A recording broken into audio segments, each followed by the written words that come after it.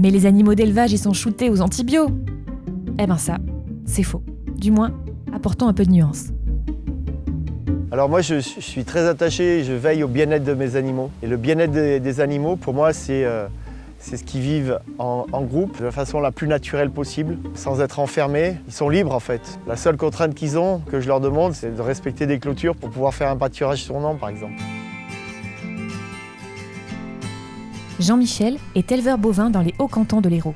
D'après cet article, dans de nombreux élevages français, on privilégie le traitement préventif systématique des animaux.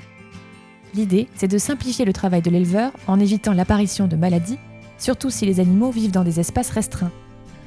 Jean-Michel, lui, élève ses vaches en liberté toute l'année et adopte une stratégie très différente.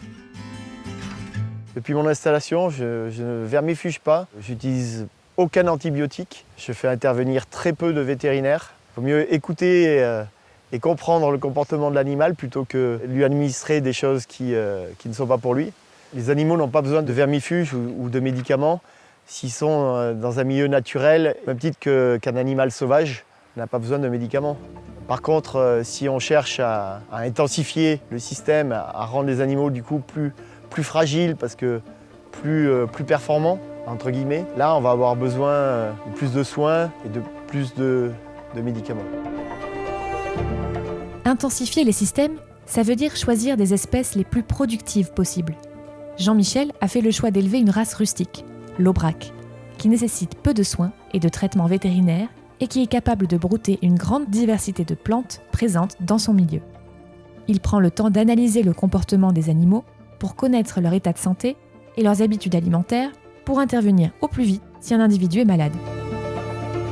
Alors oui, au lieu de produire un bœuf en 36 mois, je le produis en 45 mois. Mais voilà, avec le respect de l'animal et tout le respect de la nature. Et là, je me réfère un petit peu à l'expérience que j'ai eue, notamment en Afrique. Bien souvent, nous, on veut aller très vite. On veut que nos animaux grossissent très rapidement, qu'ils naissent très gros. Tout l'inverse de ce qu'il faut faire, en fait, pour que les animaux aient une vie paisible. Toutes ces pratiques, Jean-Michel les partage avec d'autres éleveurs pastoraux au sein de l'association Sivam Empreinte.